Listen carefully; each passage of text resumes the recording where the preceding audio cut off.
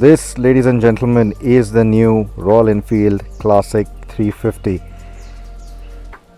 It retains the design of the original, of course. That's the whole charm of this motorcycle. And that is why no matter what angle you look at it from, no matter what distance you look at it from, it is unmistakably the Royal Enfield Classic. So they aren't doing the 500 anymore. It's only the 350 because they wouldn't be able to meet the emission norms with a 500. So it's only the 350. So the chassis, the engine, both come from the Meteor 350 that we recently reviewed, that we recently saw. In fact, the Classic 350 and the Meteor 350 were conceived together. They were developed together.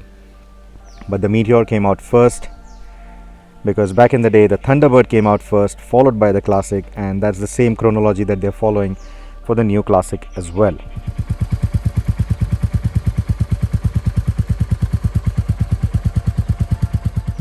So in terms of the design, like I said, it is unmistakably a classic.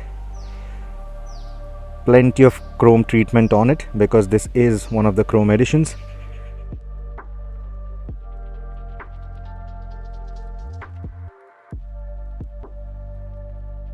And the red and chrome treatment, that combination is an ode to the AVL bullets, is what I think. Though the scheme is more like the new Interceptor 650 that we saw for 2021.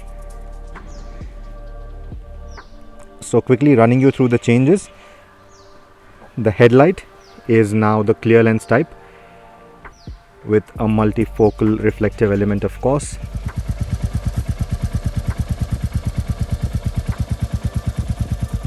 If you notice the positioning of the turn blinkers, they have moved higher now.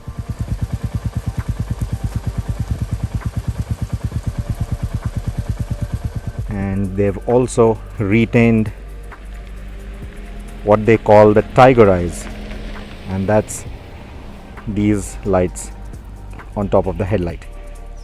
Right behind it you will see that the chassis is a double down tube cradle frame now. The fork sleeves may not show it, but the forks are actually beefier, larger than the outgoing Classic 350, but the travel remains the same. And Royal Enfield has still not designed a tubeless wire spoke wheel.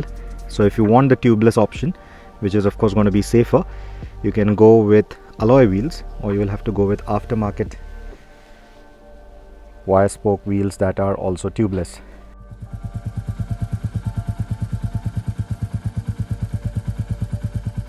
If you look at the exhaust, that bulge in the header pipe that we'd seen on the BS6 model, that is gone now. All the emissions hardware is within this simple layout that you see here, and unlike the BS6 model, the canister doesn't extend beyond the rear wheel, so this looks more proportionate now, has that classic British design to it, and I think it looks quite good.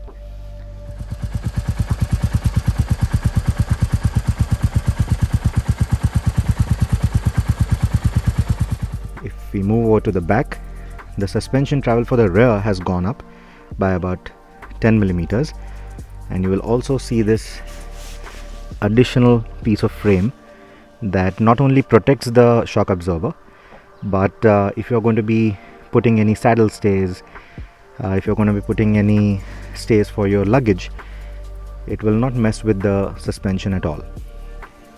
So I think that's a nice addition.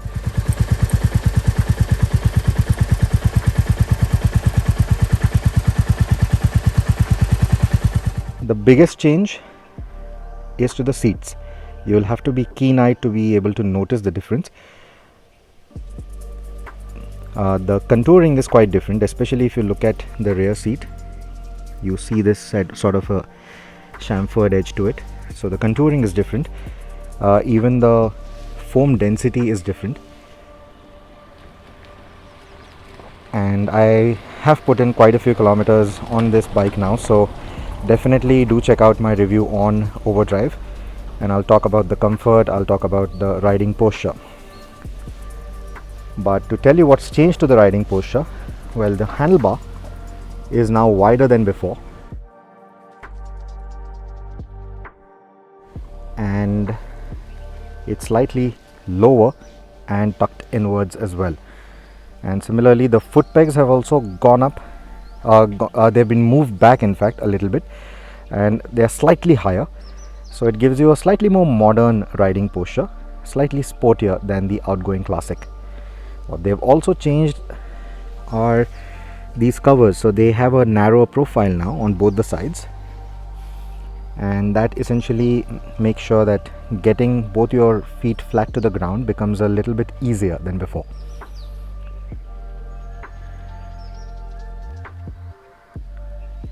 I don't know if you have noticed, but even the tail section, the tail light cluster, has a sleeker design than before. It was a lot chunkier on the outgoing model, and they've made it slightly more slimmer, sleeker.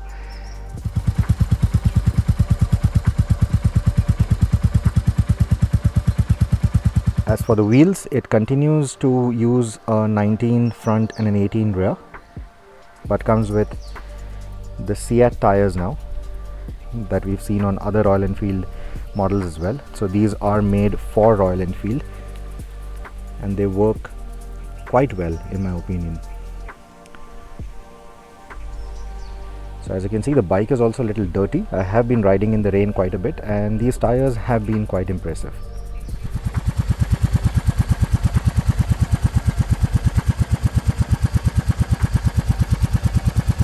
So this is the J series engine that we also sampled in the Meteor, and puts out the same kind of power and torque, but there are slight tuning differences. In terms of the visuals, of course, there's a lot of chrome that you see versus the Meteor. Also, the Royal Enfield Crusader inspired flying RE wing logo that you had here on the outgoing UCE or the unit construction engine, that's gone. But this engine has made all the difference to this bike. We've run the numbers, of course, we've run the fuel economy figures, the acceleration figures, the roll-on acceleration figures. So definitely do check out my review on overdrive, not only for this bike, but also how it compares to the Meteor and the outgoing Classic 350 BS6. So definitely do take a look at that review.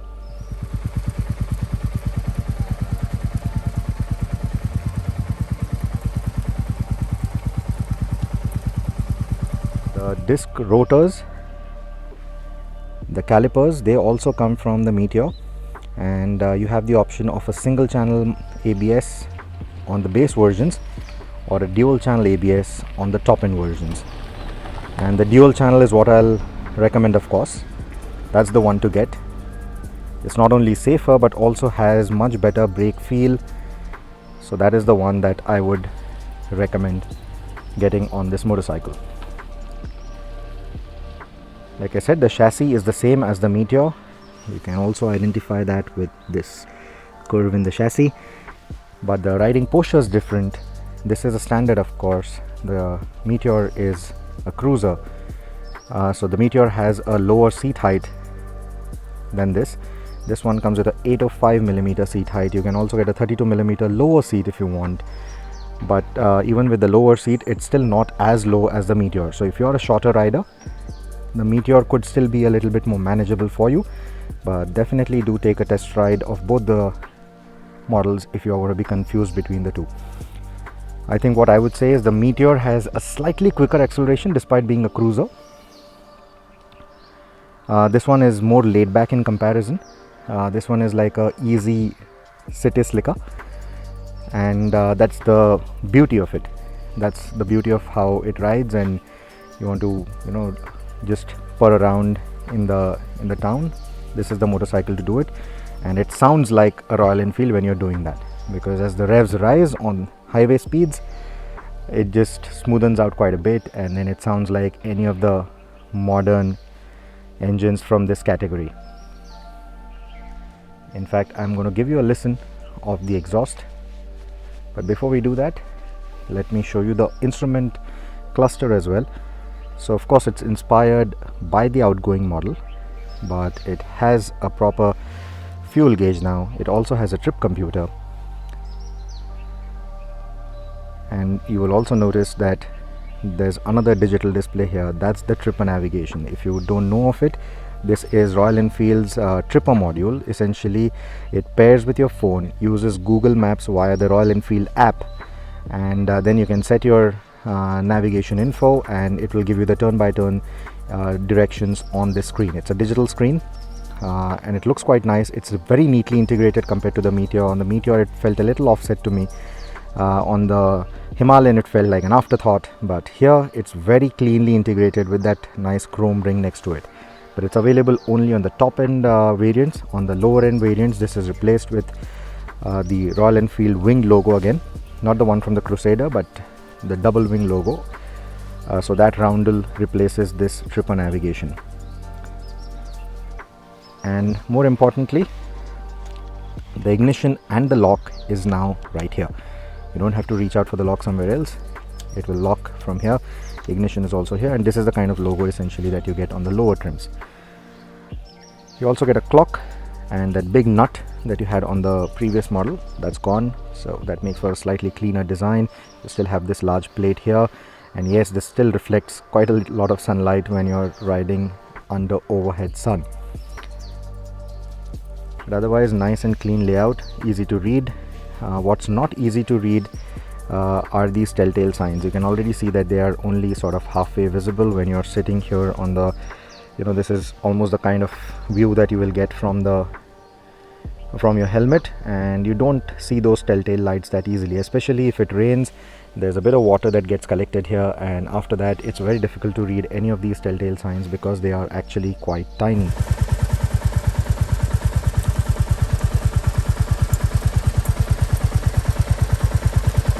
Grips, they are the rounded grips that we saw even on the Meteor, so very similar to that, in fact the same thing, and it integrates very nicely with the design of this motorcycle. It doesn't look like an afterthought at all. Even the switches, the old school style switches, I think they look quite nice. So the switch gears, really good. This is something that I appreciated even on the Meteor. I like the shape of the master cylinder for the brakes, and it looks quite nice. Anyway, time to give you a listen.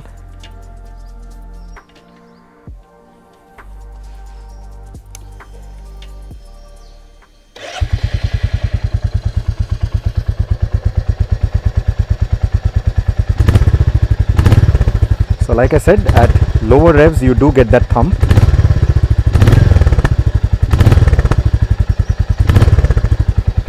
But as the revs rise, that thump goes away. So yeah, it's not entirely modern. You still get that classic thump.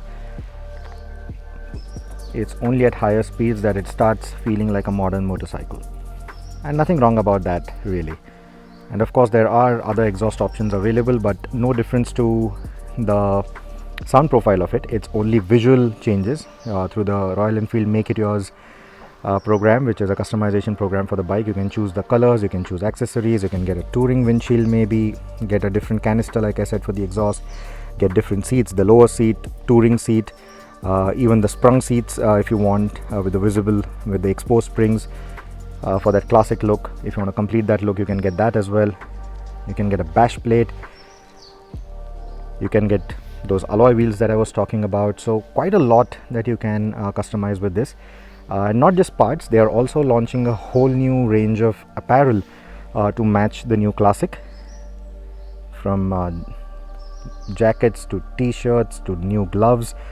They are launching a completely new set, so to say, which will match the different colors of the bike, or I mean there's not one in every color, but something that will go with the new color palette that they have for the Classic.